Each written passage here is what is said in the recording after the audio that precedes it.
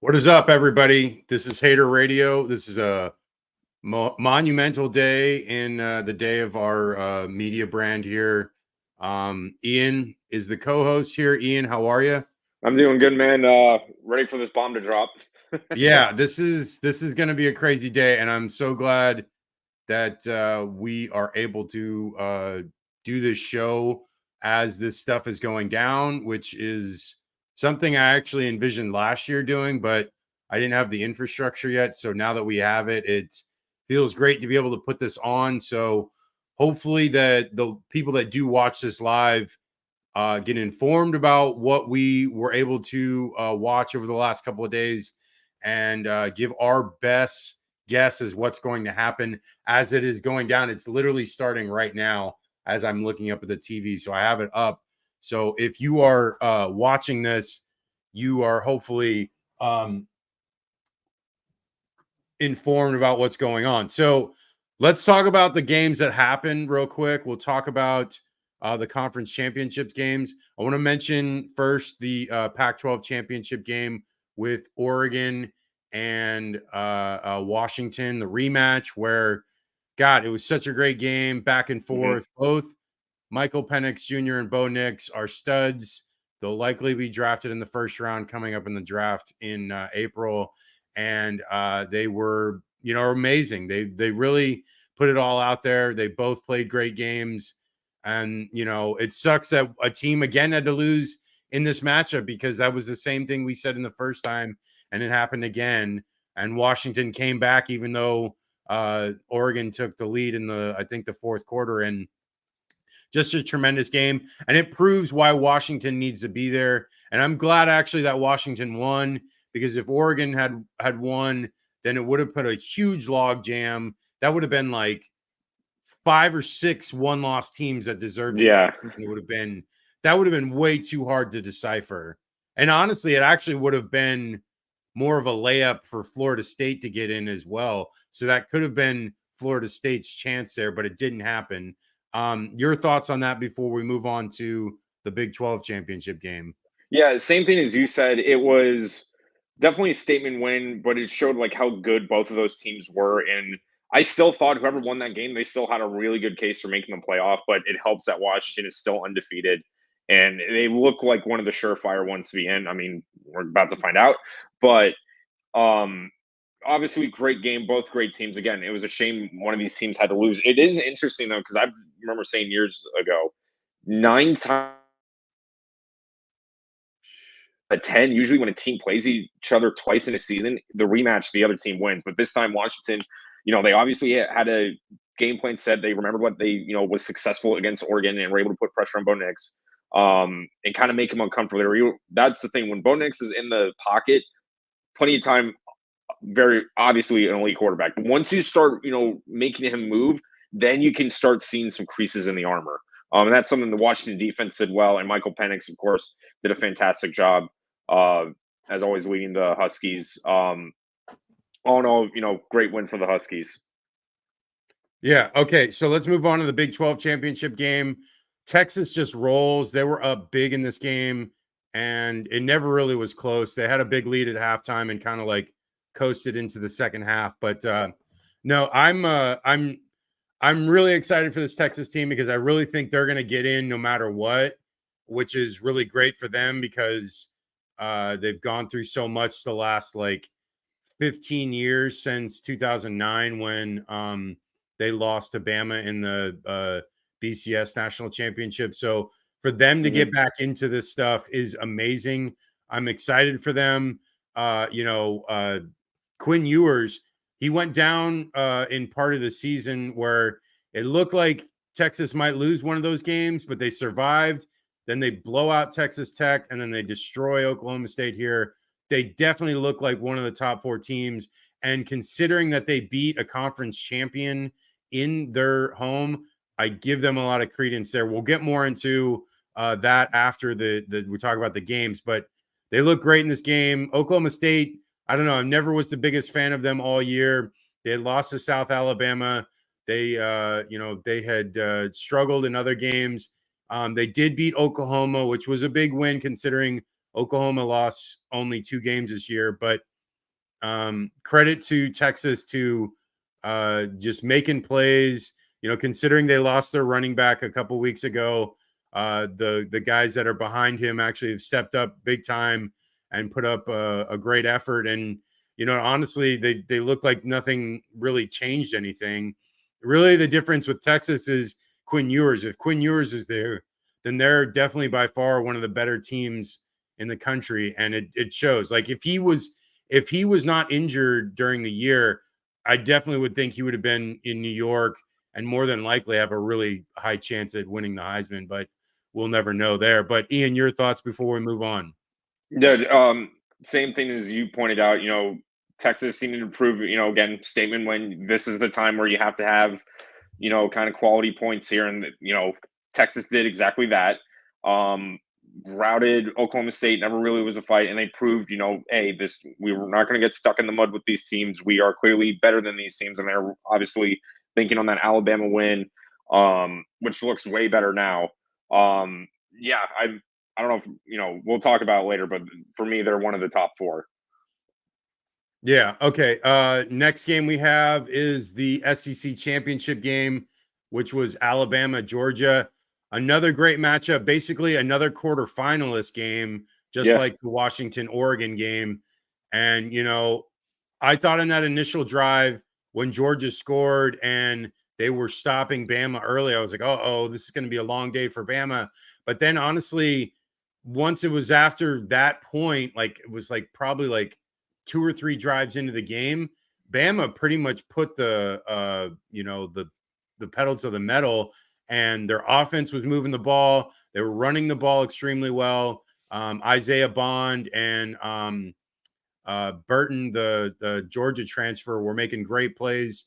Isaiah Bond, especially, he had huge plays. That 4th down play, obviously, it was controversial because it looked like it hit the ground, and it did. I posted on Twitter and I got a huge response about that being karma for Georgia getting that catch on that 3rd down in the Florida Georgia game a couple years ago when the difference in the game was basically that drive. So, hey, you know what, Georgia? Sometimes karma comes back. It takes a while, but it came back to bite you there. And, Georgia looked good, honestly, on some of their drives. They were putting stuff together later in the game. And then, defensively, they were getting tackles for losses. They were stopping when they needed to, but I think Bama was just the better team. Milroe is a stud. The kid's a freak. He's super fast and he's learning the passing game as we go every game. So I expect him to be even better into these playoff games. And there's no way that you can hold out a Bama team from getting into the playoff. There's just no way. They're too good. A one-loss SEC champion deserves to be in there no matter what. But Ian, what are your thoughts? Yeah, for this one, it was mostly, who made because honestly, I view these teams as like 1A and 1B. Georgia and Bama are 2 of the best teams, regardless of what the rankings is. I think they're 2 of the best teams in the country. And that, when it comes down to that, is who's going to make the least amount of mistakes. And Georgia, that crucial fumble, the missed field goal, and that did haunt them. Oh Georgia yeah. had every opportunity to come back and win the game. But Bama, again, they've literally been doing this for over a decade now. They know how to close these games out. Not saying Georgia doesn't. Georgia knows very well how to win these close games now, but Bama just made less mistakes earlier in the game that didn't come back to bite them, and they were able to get the crucial first downs, able to kill that clock, and really force Georgia's hand. And that's the thing, too. We've always seen it. When Georgia is not playing their style, it is a struggle. They've gotten a lot better than years past because anytime they were playing not their game, they were almost always going to lose or get a really ugly win. Now it doesn't really matter. But regardless, when you're playing Bama and you're not playing your game, that is a tough recipe to win in. And Bama, won out. Uh, Again, it's going to add into who do you put in, because I still view Georgia as like the best team in the country, regardless if they should be in or not. But that's just me. Also, I know I texted it to you. Shout out to my cousin George and his friends George and Jimmy for going to Atlanta. There were anybody who was watching College Game Day and saw the USF signs. That was my cousin and our friends. So shout out to them. Definitely. Yeah. I tweeted out and like put it on Instagram and Facebook. Yeah. Shout out to George. He came on the show, I think, was it last year or the year It was last year, before? yeah. Yeah. And so he's obviously a great guy, very knowledgeable. And shout out to those guys for doing that kind of effort, because it takes a lot to be able to, one, drive up there and, you know, make sure you're in front of the camera to be as close to be able to make a difference. And I saw it everywhere, all over in Twitter and Facebook and everything. So shout out to those guys doing the Lord's work there. So moving on, let's talk about Big Ten, and then we'll talk about ACC. So Big Ten championship game, Michigan, Iowa, 26-0. They cover the spread. Iowa's offense is terrible, and Iowa's defense actually kept them in this game. And they just, like I said, offense was so bad they really couldn't do anything. Really, the difference in this game for Michigan was two plays: was the punt return that got them down inside the 10, and then the I believe fumble or interception that was kept them a short field as well. So both those short fields they converted into touchdowns, and that was basically the game, because the rest of it was just field goals from Michigan. So I'm still not impressed with this Michigan team. I don't think highly of JJ McCarthy. I think he's highly suspect, and if he goes up against a really good team, he's going to flounder immensely. You know, I think Texas and Alabama would easily beat them. I know that Georgia would easily beat them. I feel like even Washington probably would be like a 7-point victory against them. I just think they're like the most I don't know, overvalued team. They're going to be number one, which they don't deserve. I think Washington deserves it over them, but that's just my opinion. What is your opinion of this game? And then we'll get into the ACC championship game. Yeah, at the very least, Michigan did their job. And again, with this week in particular, you have to make it look good. They shut out Iowa. I mean, that's not a hard hurdle because of how bad the offense is. But I mean, Michigan's defense came up. They got the big plays. They did look good, and they remain undefeated. And they will be, they will be in it. I agree. I don't have them as the number one team. I personally think Washington is the number one team right now. But they did the job. They did their part. You heard every coach who won the championship game say, "Hey, we did our job," and that's exactly what Michigan did. And they shut out Iowa, which, regardless of who that is, that looks pretty good in a conference championship game. Yeah, I mean, they did exactly what they needed to do. But the great thing is, with the 12-team playoff coming up next year, a lot of these conferences are going away from divisions and into the two best teams in the conference, which will next year, it would be a repeat of Michigan, Ohio State, which is what we saw in the Pac-12. And we're going to see it in the ACC, which we did, and then we'll see it in the SEC as well. So almost all conferences now are going to be the top two teams, which it should be. Like, I don't need to see a team like Iowa that doesn't deserve to be there. Like, clearly they're like the fourth best team, maybe even fifth best team in all of the Big Ten. So, okay, I wanted moving to on. point out real quick, though, with the Big Ten. Yeah. Now that's the last thing with the divisions, it means the West Division had never won the Big Ten championship. That is pathetic. That is never, so pathetic. no team from the West So ever won the Big Ten champ, and that even goes back to when it was called the Legends or whatever. Yeah, Legends and whatever. Yeah. That is so pathetic. The fact that they even kept that going for as long as they did, knowing that there was no chance for that other teams. God, that is sad. I mean, it speaks to what the Big Ten is. But I will say the fact that they're adding USC, UCLA, Washington, Oregon is going to make them a completely different conference. I will change my tune about how I feel about this conference. But as of right now, I do not respect this conference. And Michigan's beat up a lot of bad teams. So I don't really feel I don't think highly of that team. That's just my opinion. Okay, so last and most importantly least, the ACC championship game, Louisville going up against Florida State. Louisville, a team that had lost to a 3-9 Pitt team, a 7-5 Kentucky team, and Louisville scores 6 points. Florida State somehow puts up 16 points, largely to do with a long wildcat run for like 75 yards. This Florida State offense looks terrible. Um, I'm not a big fan of this team, obviously. I talk a lot of crap about them. I'm not hiding behind that. I'm definitely going to acknowledge it. That's just what it is. But the funny thing is, I'm actually an alumni. So, there you go. Which is funny how a lot of these Facebook people I'm friends with will like talk trash about me, yet most of them are not even alumni of the school, and I am. So, but anyways, this team without Jordan Travis is not good enough. I didn't even think they were good enough even with Travis, but they would have probably gotten the playoff spot with Travis. So it's definitely it hurts them a lot. It hurts them immensely not having him. He was a large part of why they were as good as they were, especially on offense. Defense, they're obviously strong. Jared Verse, the secondary is pretty strong.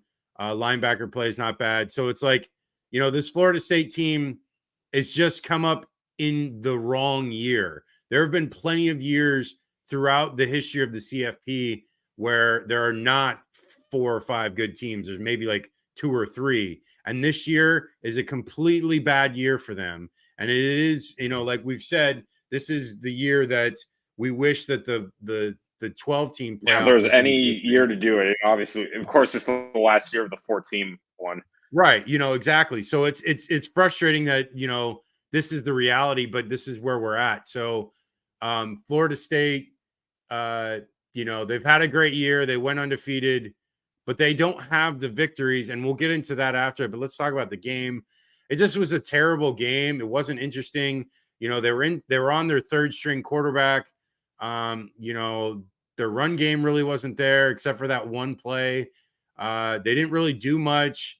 Louisville kind of shot themselves in the foot. They got a blocked punt. Essentially, they tackled the punter as he went back to punt, and they should have scored at least a field goal to make it a 1-point game.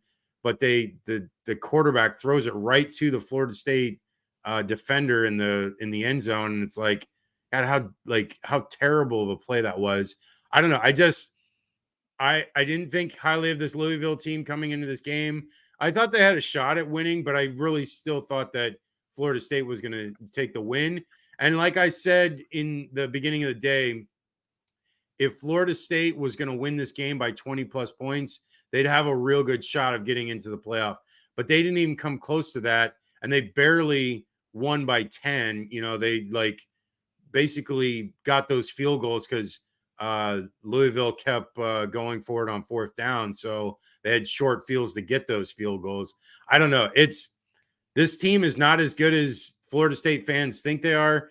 The vast majority opinion out there on Twitter, Facebook, of other people that are not Florida State fans seems to be that it's going to be Texas and Alabama. So this was their last chance at actually trying to make a statement, and it's not a statement that was that great. And honestly, it's going to be what ends up being their downfall.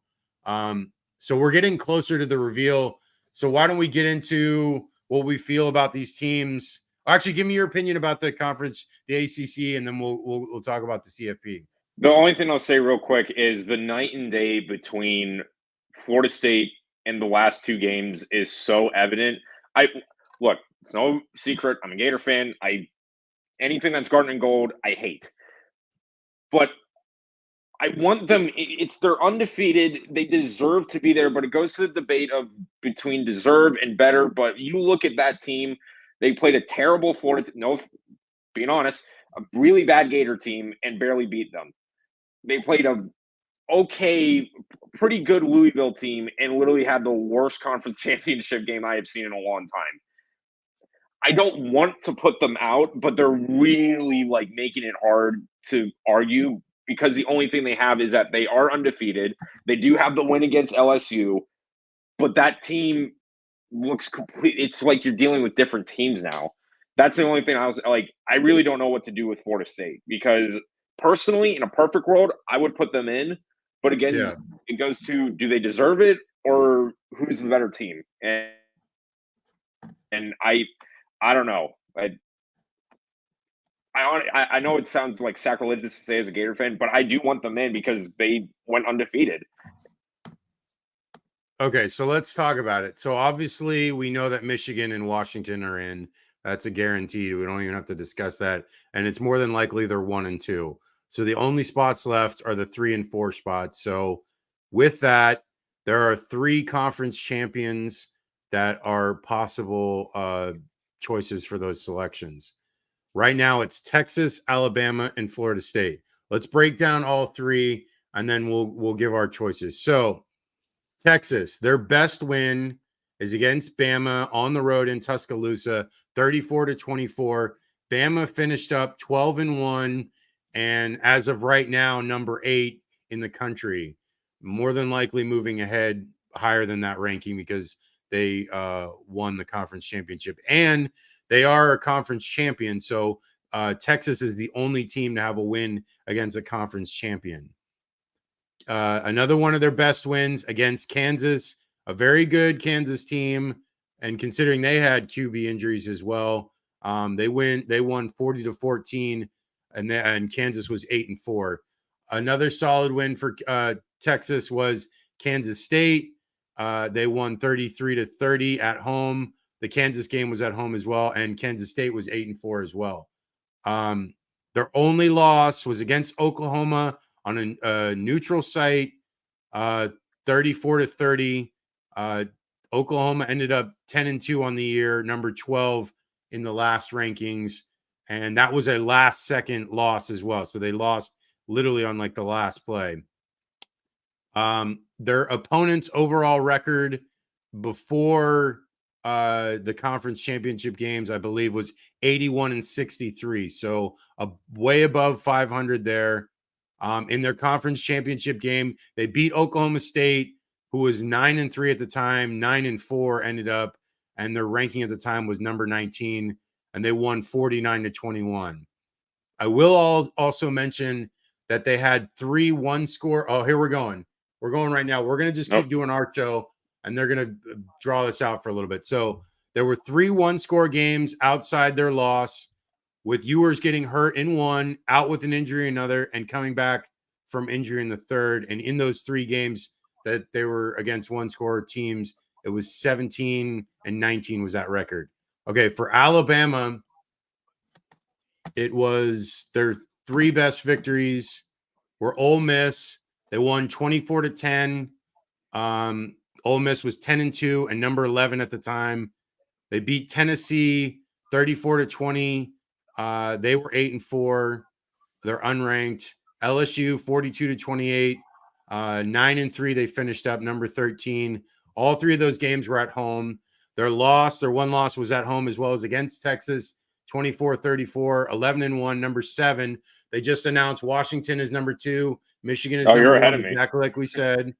And then opponents' overall record, 85-59. That's the best. That is a amazing opponent record, considering you could take out the 11 losses there to those teams, all coming from Alabama, and that would be even better, which I know Florida State loves to do that against their opponent record. So if we do the same thing, it'd be even more tremendous for Bama.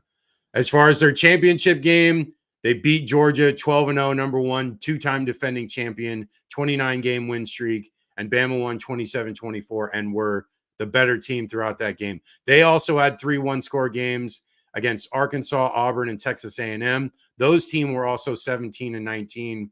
Auburn was a last-second win that they needed to win. Texas is number 3. There you go. All right. Number 3. All right, here we go. All right, they're going to draw this out. They're going to give us 6 and 5 before they give us 4. And then for Florida State, Florida State, their best win was LSU, a neutral site game where they won 45-20. They ended up number 13 and 9-3 on the year. They had a solid road game at Clemson that they won 34-24. Clemson finished 8-4. Clemson should have won that game, though, so that was a very close game. It was in overtime. Another good victory for them was Duke. They won 38-20. They finished 7-5.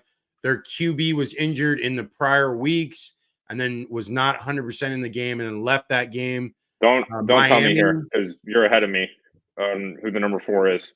Oh, they haven't announced yet. It's still they're gonna give the 5 and 6 before they give the 4. All right. And then they beat Miami, which was a 27-20 game, and Miami finished 7-5. Those opponents' overall record was 67-76, almost 10 games below 500. So that's a terrible opponents that they had. Their championship game, they beat Louisville, who was a 10-3, number 15 coming into the game, and Louisville had lost to 3-9 Pitt and 7-5 Kentucky. I will also mention in that Texas Conference Championship game against Oklahoma State that Oklahoma State lost to South Alabama, so that doesn't look as good as well. They had 3 one-score games, and the record against so Georgia's number 6, like we thought, and now it's between 5 and 4. Okay, so they had 3 one-score games, and those opponents were 21-15. Also to mention is the fact that their QB is gone for the year, playing backup, who only had 134 yards against a terrible Gator pass defense, and then their third string quarterback had 55 against Louisville. Here we go. This is it, everybody. This is what we've been waiting for. Oh man, this is crazy. You'll know when I see it coming down the way it is. Oh, I knew it! I fucking knew it, man. Yes, God damn it! I fucking knew it, man. I'm sorry, but yes. Hang on. Wow. Yes, man. I fucking knew it. I'm sorry, FSU fans, but I knew it all along. I called it. They said Florida State had a 97% chance to get in, and they did not get in. Oh my God. Damn, that feels good. Man. Wow. Oh, I knew man, man. I knew it. Look, I knew that now all that that's along. official, I'm honestly, if there was ever a team to get screwed by the playoff, a 4-team playoff, this is absolute Florida State. I am coming from a diehard Gator fan. I am so sorry. Yes, this sucks. This is eventually terrible, and I feel bad for them. But it was what had to happen, honestly, because considering what we laid down here with the resumes, it made more sense than Florida State getting in. Their best victory was a 9-3, a 9-3 Florida State LSU team. And these are the best matchups. This is going to be these 2 games are going to be great. I'm excited about this. This is this is good. The Gator fan in me right now is doing backflips because Georgia and Florida State just got screwed out of winning a national championship. That's crazy. The college football fan in me is going, I hate this freaking playoff so much. Of course, it would be the last year to be why? Like it just like every year. Have them play each other. That's what I've always. Thank God this is the last year. I am so. I know we never have to. This is the last year we ever have to deal with this. So, God, regardless of how I feel about both Georgia and Florida State should be in a playoff spot because they're undefeated and they won their conference championship. Georgia should be in because they are one of the best teams in the country. That sucks. Wow. I mean. Honestly, Tallahassee. If I was a Florida State fan, I'd be furious. I would be furious. But I'm upset. I'm a Gator fan. But you know what, man? For both of them. I'm telling you, Ian, like the evidence is there. Like if this was a lawsuit and it's by the preponderance of the evidence, and in a civil case where you have to prove one side or the other, it is by a scintilla of the evidence more. And I don't know what they use their burden of proof for the committee. But if you have it of FSU against Texas and Alabama, you can see just by just a hair that Texas and Alabama are better than Florida State.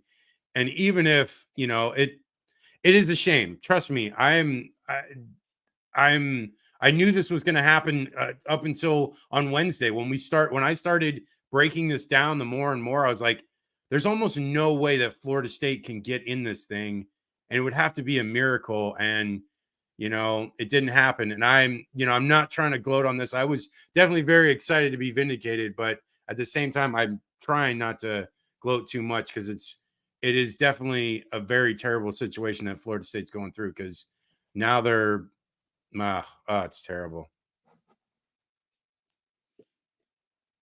Yeah, George just chimed in. He said the committee got it 100% right. With Jordan Travis, no, that's a typo. FSU is the number 3 team and Texas 4. Yeah, he's probably right. If Jordan Travis is there, they probably are the number 3 team. But again, when he broke his foot, I knew right away that they probably weren't going to make the playoff. And here's the thing, because injuries, look, when a team gets injured or a player gets injured, that is one thing. It's how you play after that. If Florida State, after the Jordan Travis injury, blew out Florida, which they easily could have, like 45-10 or something like that, and then blow out Louisville, they're in. Because then there's Jordan Travis, no problem. And that's exactly what I said in my tweet yesterday. I was like, with the way things went down for both Texas and Alabama, Texas blew out Oklahoma State and Bama beat Georgia. And so it was like those victories outweigh whatever Florida State would do, unless Florida State would win by some crazy number. And they just aren't good enough. And I don't know. It is a terrible situation. Again, folks, remember 12-team playoff is coming. So this is literally the last we have to go through this. So next year, if Florida State was in this position, they would have gotten in and they would have had a home playoff game, which they probably easily would have won. And then they'd be in the quarterfinals. So, it sucks the way this is, but this is just the reality. And again, it, hey, is what it is at this point. Yeah, I don't know what I'm like. That sucks. It's funny because the 2 teams I hate the most, I'm actually upset about, because I'm sorry, Georgia is one of the best teams in the country. I'm sorry, they are, and that sucks that they lost. I mean, I don't know what you do. No, and you don't have enough agree. room. I think that Georgia is one of the most talented teams in the country, and they deserve to be there. But again, it's only 4 teams, and Texas deserves to be there 100%, especially beating a Bama team. That's what it came down to. If Georgia beat Bama, we're not even this isn't their problem. Oh yeah, this is not even a question. And Texas did their job. Or even if Bama beats Texas, Texas isn't in it. Yeah, and it's Bama and Georgia. Probably. They probably would have put Georgia over, because then Bama would have been undefeated and they would have put Georgia in over Florida State probably. Yeah. So, I mean, I don't know. I think they got the right choices. I think these are good matchups as well, because Texas and Washington will play a high-scoring game that people will enjoy. Alabama matches up well against Michigan because Michigan hasn't played against a really athletic quarterback this year. And so I feel like we're going to get 2 really good games in the last year of the 14 playoff. They did the best they could, and I think they actually did right by college football, and I'm glad that they chose those teams, because if they had chose otherwise, it would have been really frustrating to watch Florida State get rolled by 30 plus points. But we don't have to see that. And you know what? It's like I'm not trying to be a dick to you guys, to Florida State fans. I'm just trying to be the reality of the situation is your team is not good enough to play against the top 4 teams in the country. They're just not. And whatever bowl game you go up against, if it's Georgia, if it's Oregon, if it's Ohio State, you're going to lose to one of those teams badly as well. SMU. Like it's not going to be close. And all three of those teams can score That's points. So like you're going to get your chance at actually proving yourself a little bit, but it's not going to be pretty. So all right. yeah. I'm more that you're right. The committee. I can't argue with those selections. Those were the right picks. I'm just more mad at the system Yeah, and exactly. It than is right to be mad at the system than because we anything. Like, knew. yeah, I can't argue with those picks. I just hate that we can't have an undefeated Florida State and Georgia, who is one of the best teams in the country, fight for a national championship. Yeah, no, I know, man. Trust me. I totally agree. I mean, I've been against but I knew when and it was such a great moment when they finally decided to go to 14 playoff. I knew it was going to go more. And I knew that just getting the 14 playoff was the the little I don't know, weaseling its way into it was kind of like, testing the waters to see if this could actually work. And once they realized, oh, this could actually work really well. And then if we expand, we could have a lot more games and it's not only a lot more games, but literally everyone in the top 25 has a chance at the playoff now. Instead of the only 5 or 6 teams, now it's literally every team has a chance in the top 25 for the entire year. So your season matters from beginning A to ending B. And so it's now games are more important. A 10-2, 9-3, or a 9-2, 10-1 matchup can decide who makes the playoffs or not. That's huge when sometimes those games don't even matter. And it's you know what, man, I want that world. I don't want this world where it's only a few teams get in and the rest of the teams are just outside looking in oh, what could happen if we were good enough? And that's what Florida State is this year. They're on the outside looking in. And when clearly if they had gotten to the playoff, a 12-team playoff, they would have had their chance. And you never know what could have happened. But clearly they're not going to get a chance, and it's terrible. But like I said, once I knew that they did the 14 playoff, I knew it was setting itself up for more, and we're getting that. It's just a year too late. And actually, I saw this today. I believe it was Paul Feinbaum talking about how the ACC commissioner was one of the commissioners that voted down to put in the 12-team playoff this year. So if there's anyone to blame for the fact that FSU didn't get in, it's that ACC commissioner. So you have your only self to blame there, ACC. Ooh, well, that was fun. Dude, I'm so glad we did this live because Yeah. I knew last year I wanted to do something like this, but this was even better because it was what was going on, what were the stakes, and I love how they do it because it's they do the 1, 2, 3, and then it's they show the 6 and 5, and then it's boom, and it's oh, that was so cool. That worked out so well. Oh, brutal. That's Great TV. Again, Anyways, all right. Well, I'm a Gator fan through and through, but I really feel bad for Georgia and Florida State. I have never felt more bad for two teams I despise. Yeah, I mean, I don't feel as bad for Georgia. They had their opportunity and they didn't win. But Florida State, they beat everyone in front of them and they didn't get in. That's got to be frustrating. I have been making a lot of jokes about you Florida State fans. I do it to rile you up because you easily get riled up. It's easy that way. I don't troll as many Florida State fans on our Twitter account because I don't know them, so and I don't follow any of them.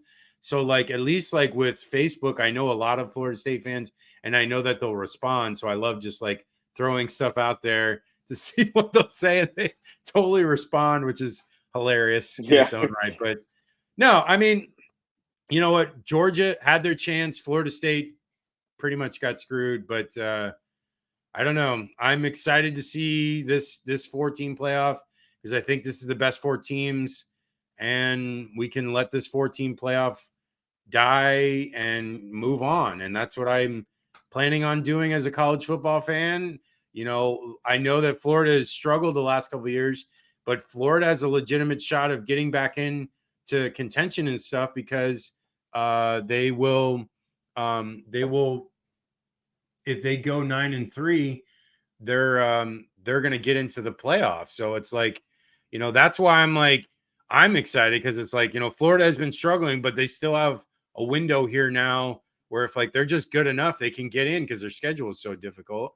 And then it's also with USF. If USF, with that easy conference that the American is, if they go 11-1 or 12-0, they have a legitimate shot at getting in the playoff. And it's like, and with a quarterback like Byron Brown, anything's possible. So the possibilities are endless with this playoff, the 12-team playoff. So people, I know it's frustrating today, especially as FSU fans, but everyone else, just realize we're on for better days.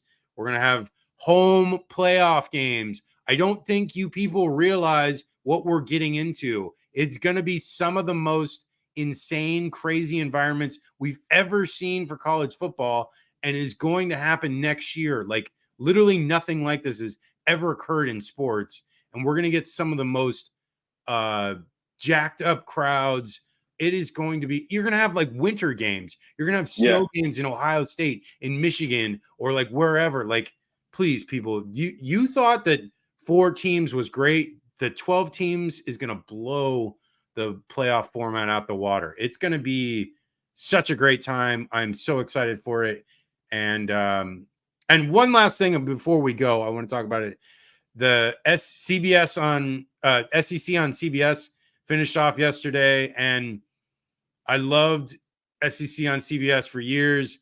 I've been watching since the early 90s with Florida, and to see it go away is a shame, but it's just the reality of college football and, the ever-changing landscape. So, I loved it so much, and I love the shout out they did, the little packages they did with stuff. My buddy Lucky that I worked with, he was a lighting programmer for the CBS show, and he was posting a lot of updates, and it's a shame it's done, but it was really great while it was there. I'll forever love that music. I mean, like, I've told my fiance that I want my funeral dirge to be that song. So, like, I'm gonna get buried to da, da, da, da, da, da, da. So yeah, and it was a great send off. They had a good package, and Brad Nessler and Gary Danielson did a really good job talking about it. So it was cool, and I appreciate that they took such an effort to thank everyone, and and it's over, but it was great, and I loved it. So anything you have before we go? I mean, this was really, it felt like a bit of an end of an era, because Pac-12 is gone. CBS on SEC on CBS is gone. Divisions are gone, and 14 14 playoff playoffs is gone. are gone. So any linkage to controversy going back to the BCS is now gone. Yep. It definitely felt, that's what it felt like. Especially going into conference championships, it felt like this was the end of a lot of stuff, and we're entering a new frontier. We're out to a 12-team playoff. Conferences are going to be totally different. Like Texas and Oklahoma dipping the Big 12 and going into the SEC, we have completely new conferences, is wild. And to believe, again, I've said this before, out of all the chaos that happened, the craziest thing for me still, and I told this to George, was the fact that USF is going to a bowl game. If you were to tell me at the beginning of the year, this is what it's going to be like, or even like 3 years ago, we're going to have a 12-team playoff, Texas and Oklahoma are leaving, and the Pac-12 will die, the Big Ten is going to get bloated, all this stuff, and Florida State will go undefeated and miss the playoff, but USF will make a bowl game. I would have said USF making the bowl game would have been the most unlikely one. Crazy. Well, on that note, catch us on haterradio.com for all of our articles. I'll probably do something about the Heisman and something about the playoffs coming up, but we'll have only 4 more shows the rest of the year. Preview the CFP games, recap those, preview the championship game, and then recap that. So 4 shows left. We're not going to do it every Wednesday and Sunday now. It's just going to be whenever those games occur. So we'll have to fluctuate the schedule. So The banner on top here is wrong, but hey, I didn't have time to change it. So what can you do? But besides that, catch us on Hater_radio for Twitter, X, Instagram, Threads, TikTok. On Facebook, it is Hater Radio CFB. For YouTube, which is all the videos we have, it is at Hater Radio. Ian, what are your socials before we go? Yes, YouTube, Instagram, and Twitter are all at GGatorG. Okay, that's it. That's the show. I know it's a crazy one. I appreciate you all for responding, commenting, likes, everything. Help our algorithm as much as you can. Subscribe, send out tweets, whatever you can to help us out. We really appreciate. We appreciate all our fans. Richard, if you're listening, I don't know if you are. UCLA, USF, Florida, and USC are the teams we cover, but we like to cover the national stuff most importantly as well. So, this is a national college football show that we like to highlight those 4 teams, but we definitely cover all topics if we can.